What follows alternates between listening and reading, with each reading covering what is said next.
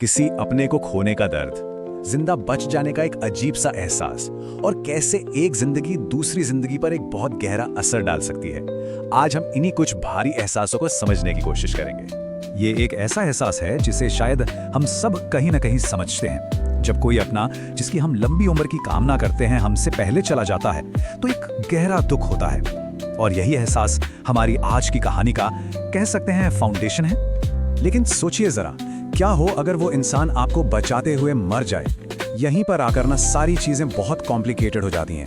दुख के साथ साथ एक गिल्ट का एहसास भी जुड़ जाता है, जिंदा बच जाने का बोझ।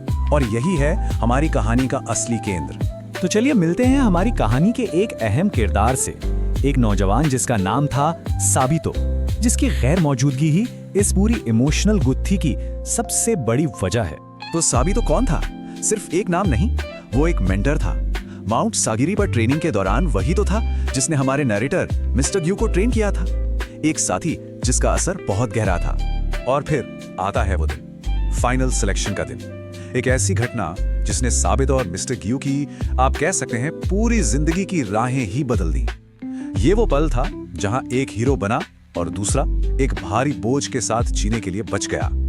अब इस स्क्रीन पर जो दिख रहा है ना, वो इस कहानी का पूरा सार है। देखिए, एक तरफ साबितो जिसने हीरो की तरह वहां मौजूद हर इंसान को बचाया, और दूसरी तरफ मिस्टर ग्यू जो सिर्फ खुद को बचा पाए। नतीजा, साबितो आज नहीं है और मिस्टर ग्यू जिंदा है।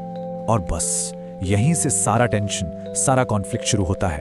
तो अब जरा उस घटना के साइकोलॉजिकल इम्पैक्ट को समझते हैं। चलते हैं मिस्टर ग्यू के मन की दुनिया में कि आखिर वो जो अकेले जिंदा बच गए, उनके दिमाग में क्या चल रहा है। इस एहसास को समझने के लिए एक टर्म है सर्वाइवर्स गिल्ट, मतलब जिंदा बच जाने का अपराध बोध। ये एक बहुत ही कॉम्प्लेक्स साइकोलॉजिकल स्टेट होती है जहां जो इंसान बच जाता है वो खुद को दोषी मानने लगता है। और मिस्टर ग्यू के हर एक्शन के पीछे यही भावना है। और ये शब्द, उसने सबको बचाया जो मैं नहीं कर सका, ये सीधे मिस्टर ग्यू के दिल की आवाज है। ये सिर्फ एक लाइन नहीं है, ये एक कन्फेशन है अपनी ही नजरों में अपनी नाकामी का। उन्हें लगता है कि सामान्यता ने वो किया जो एक हीरो को करना चाहिए था, और वो फेल हो गए। तो ये गिल्ट आता कहां से है, इसका लॉजिक समझिए। पहला पॉइंट, मिस्टर ग्यू मानते थे कि साबितो एक जबरदस्त स्वॉर्ड्समैन बन सकता था, उसमें वो पोटेंशियल था। दूसरा, साबितो ने अपनी जान देकर उस पोटेंशियल को दूसरों के लिए कुर्बान कर दिया।